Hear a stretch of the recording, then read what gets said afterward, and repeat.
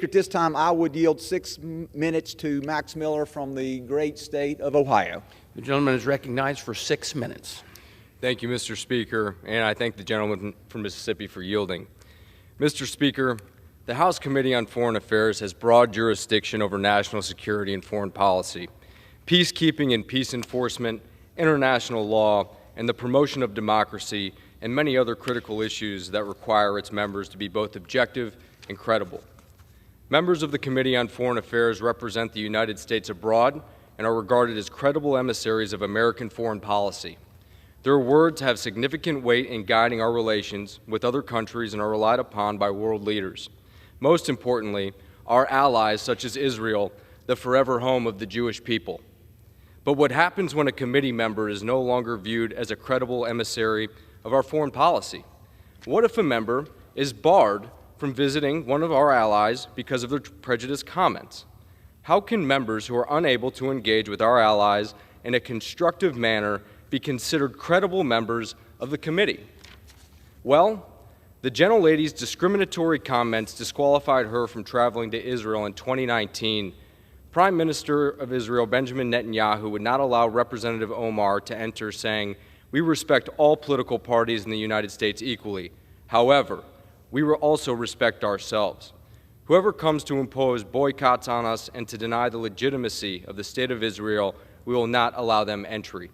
Yes, the gentlelady disqualified herself from entry into one of the most important countries allied with the United States. Over the past 75 years, Israel has been a steadfast ally of the United States. Israel has stood by us through the volatility in the Middle East, and this alliance has been critical to our own national security.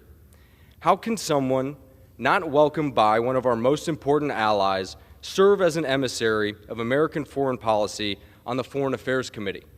And given her biased comments against Israel and against the Jewish people, how can she serve as an objective decision-maker on the committee?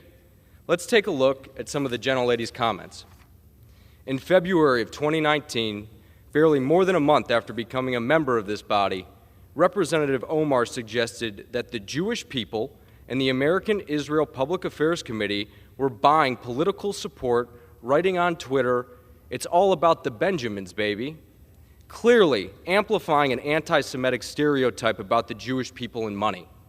In response, congressional Democratic leadership, her own party, immediately released a statement by saying, "Anti-Semitism must be called out, confronted, and condemned wherever it is encountered without exception."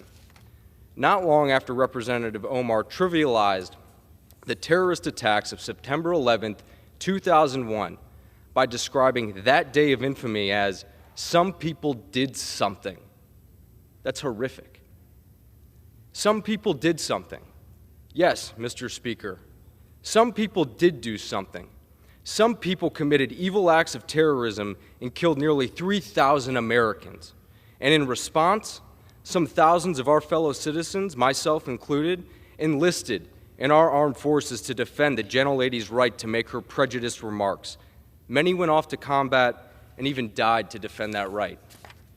But they did not die fighting to have their bravery and love of country undermined by a member of the House Foreign Affairs Committee. Mr. Speaker, I have no words to describe just how utterly unacceptable these comments are. But that's not all. In 2021, the gentlelady referred to Israel, which has the absolute right to defend itself against terrorism and attacks on its very existence, as an apartheid state. She even equated the United States and Israel, countries that have stood as beacons of democracy, to the Taliban and Hamas, organizations that impose terror on their regions in the world. Once again, even her Democrat colleagues swiftly condemned her comment. 12 Democrat members of this body released a statement which noted, equating the United States and Israel to Hamas and the Taliban is as offensive as it is misguided, ignoring the differences between democracies governed by the rule of law and contemptible organizations that engage in terrorism, at best discredits one intended argument and at worst reflects deep-seated prejudice from her own party. Some have decried this effort as a political game. Mr. Speaker, I assure you this is no political game. This resolution is not about engaging in a tit-for-tat with my colleagues. on the other side of the aisle. This is about keeping someone with a long record of anti-Semitic and anti-Israel bias off the Foreign Affairs Committee, which needs objective emissaries for our foreign policy. Even the Democrat former chairman of the House Foreign Affairs Committee, Elliot Engel, said that Representative Omar's anti-Semitic comments have no place in the Foreign Affairs Committee or the House of Representatives. That was in addition to the previously mentioned joint statement from 12 of the gentlelady's Democrat colleagues. The facts are clear. Representative Omar has espoused anti-Semitic and anti-Israel rhetoric time and again. She cannot be an objective contributor to the work of the committee, and she has brought dishonor to the House of Representatives. This body, this committee, which is viewed by nations around the world as speaking for Congress on matters of international importance and national security, should not have a seat for a member who would bring such dishonor to that committee.